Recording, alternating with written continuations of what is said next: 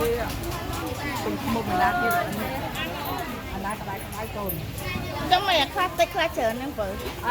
cái mày phè mày vô mua á đó con để vô mua chứ coi cô anh đó con đấy cho anh đi mày bên vợ anh ấy sạch tay anh ấy sạch hè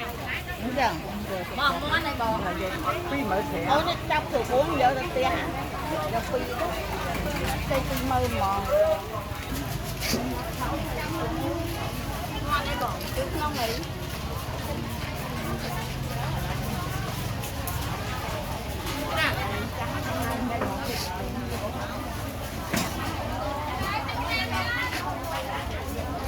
một bát luôn